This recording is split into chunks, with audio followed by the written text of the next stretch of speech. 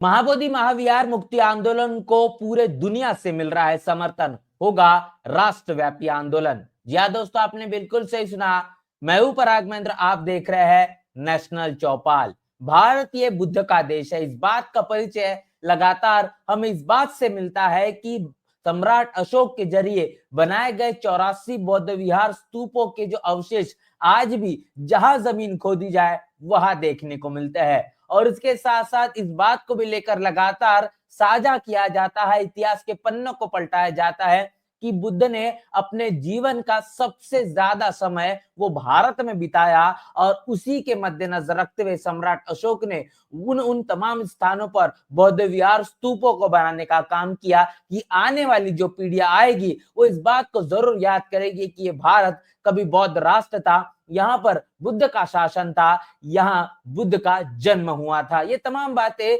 सच्चाई के आधार पर भविष्य में भी पता हो, इसके लिए अपने तमाम बौद्ध विरासतों को संजोए रखना, उनका संरक्षण करना उन तमाम लोगों की जिम्मेदारी है जो न्याय प्रिय है, जो समता, स्वतंत्रता, बंधुत्व और न्याय में विश्वास रखते हैं, जो संवैधानिक अधिकारों में विश्वास रखते हैं, लोकतंत्र पर कहने के जिनका अड़िग विश्वास है। ऐसे लोगों की जिम्मेदारी है कि बुद्ध से संबंधित तमाम उन विरासतों को संजोए रखा जाए। और इसी मद्देनजर रखते हुए लंबे समय से महाबोधि महाविहार ये बौद्धों के हाथों में आना चाहिए, इसके लिए आंदोलन चल रहा है। यह आंदोलन लंबे समय से, काफी वर्षों से जारी है, लेकिन कई समय से इस आंदोलन को समय समय पर इसको उठाने का और चर्चाओं में लाने का काम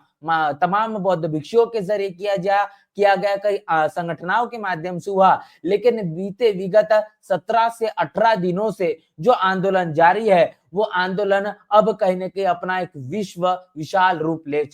चुका है, जिसकी सीमाएं अब 7 समुंदर पार तक पहुंच चुकी है। और बता दें कि महाबोधि महाविहार में तमाम बौद्ध भिक्षुओं के माध्यम से जो आंदोलन खड़ा किया गया, जिनका ये कहना है, जिनकी ये मांगे है कि बौद्धों की जो विरासत है, जो महाबोधि महाविहार है, ये बौद्धों के हाथों में होना चाहिए, क्योंकि इस देश के अंदर खासतौर पर मनुवादी, जातिवादी, ब्राह्मणवादी लोगों का कब्जा उन तमाम बौद्ध विरासतों पर है जो कहने के एक समय में बौद्धों के हाथों में थे। और उन तमाम विरासतों को वो ब्राह्मणाइजेशन के तौर पर, ब्राह्मणीकरण विचारधारा के आधार पर उसे अपने विरासत के आधार पर वो साबित करने में लगे हुए हैं। जबकि इस बात को लगातार पूरे देश और दुनिया जानती है कि भारत यह बुद्ध का देश है, उसके बावजूद भी जहां बुद्ध ने बोधिसत्व की उन्हें प्राप्ति हुई, उन स्थान को वो अपने बताने के लिए दावा करते हुए नजर आ रहे हैं। तो अब बौद्ध भिक्षुओं ने इस आंदोलन को लंबे समय से इसी तरीके से जारी रखा है। इनके इस आंदोलन को निस्तानाबूद करने के लिए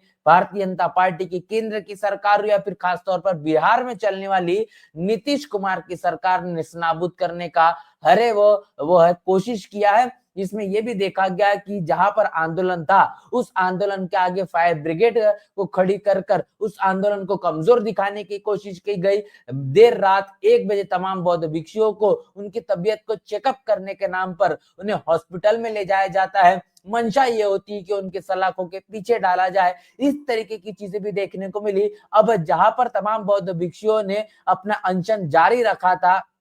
लगातार उनकी तबीयत बिगड़ते हुए दिखाई दे रही थी, अब उस पूरे के पूरे क्षेत्र को पुलिस के जरिए तमाम पुलिस कर्मियों को तैनात कर उसको बैरिकेड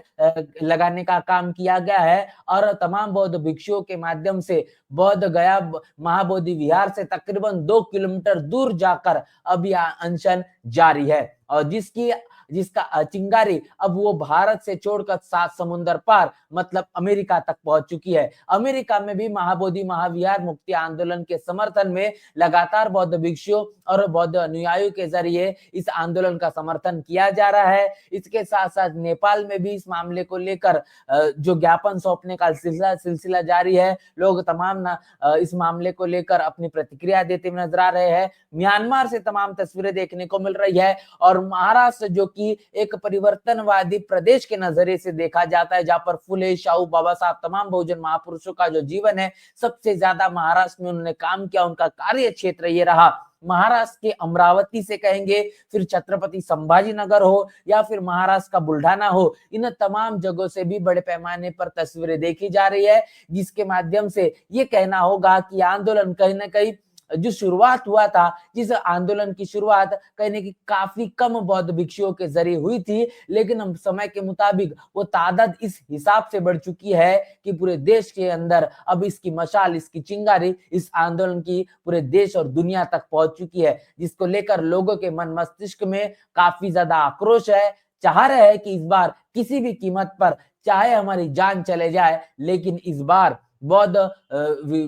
बौद्धों की जो विरासत है, महाबोधि महाविहार है, वो किसी भी कीमत पर हम बौद्धों के हाथों में सौंप कर ही दम लेंगे। इसके साथ साथ गुजरात के भरूचा में भी एक बड़ी मौन रैली निकाली गई, जिनका ये कहना है कि बौद्धों की विरासत महाबोधि महाविहार बौद्धों को सौंप देना चाहिए। मनुवादी ब्राह्मणवादियों का कब्जा अब आगे नहीं चलेगा, क्योंकि ये विरासत बौद्धों के हाथ में नहीं आई तो आने वाली पीढ़ियों को ये बताने के लिए, उन्हें साझा करने के लिए, दिखाने के लिए बौद्धों के पास कुछ होगा नहीं, क्योंकि संरक्षण अगर नहीं होगा तो आने वाले समय में ये तमाम बौद्ध विरासतें ब्राह्मणाइजेशन कल्चर के आधार पर, इनके इस विचारधारा के मद्देनजर रखते हुए, मनुवादी जातिवादी सोच के आधार पर इसका पूरा का पूरा ब्राह्मणीकरण करने के लिए किसी भी तरीके की कसर इनके माध्यम से नहीं छोड़ी जाएगी। और इसीलिए आने वाली पीढ़ियों के लिए तमाम हमारे महापुरुषों के माध्यम पुरखों के जरिए जो विरासतें बनाई गई, उन विरासतों को अगर हम नहीं बचा पाए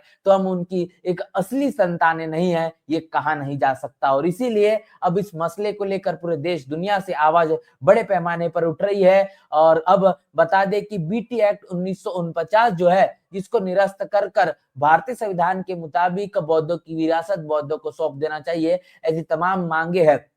इन मांगों को आखिर केंद्र की सरकार और खासतौर पर बिहार की सरकार के कानों में क्या जू रेंगेगी, या इस तरीके की चीजों को लेकर कहीं ना कहीं कोई संज्ञान लिया जाएगा, क्योंकि प्रशासन ने मुलाकात कर बातचीत करने का सिलसिला जारी रखा, लेकिन आश्वासन देने का काम हुआ है, अभी भी इस तरीके से कोई कार्रवाई इस मुताबिक नहीं हुई जिसके आधार पर यह कहा जा सके कि कहने के इस मामले पर सही तरीके से संज्ञान लिया गया है। इतना ही नहीं तो अब यह आंदोलन इस मुताबिक बढ़ चुका है कि आने वाले 6 मार्च को एक बड़ा धरना प्रदर्शन होगा, उसके साथ साथ 12 मार्च को भी रैली निकाली जाएगी। प्रोफेसर विलास करात के जरिए इस आंदोलन को पूरे देश और खासतौर पर महाराष्ट्र के तमाम प्रदेशों में घूम घूम कर वो इस बात को जनजागृति करने का काम कर रहे हैं कि महाबोधि महाविहार को बचाने का ये आखिरी मौका है। इस बार अगर हमने बौद्ध विहार नहीं बचा पाए तो आने वाली जो पीढ़ियां है वो कहीं ना कहीं हमको जिस तरीके से एक पुरखों के आधार पर या फिर ये कहेंगे कि हमारे पूर्वजों के आधार पर जिस मान सम्मान के नजरिए से देखना चाहिए, वो बिल्कुल भी नहीं देखेगी। वो हमें कायर साबित करने के लिए किसी भी तरीके का संकोच नहीं करेगी। तो तमाम मसलों को लेकर और जिस तरीके से आंदोलन अब समय के मुताबिक बड़ा हो चुका है, व्यापक हो चुका है, जिसकी सीमाएं अब 7 समुंदर पार तक पहुंच चुकी, पूरी दुनिया में तमाम प्रदेशों के साथ साथ तमाम देशों में इस महाबोधि महाविहार मुक्ति आंदोलन को लेकर बड़ा समर्थन है। आपकी क्या राय है, प्रतिक्रिया क्या है, लिखकर कमेंट बॉक्स में जरूर बताएं। बने रहे नेशनल चौपाल के साथ, मिलते हैं वीडियो में, तब तक के लिए जय भीम।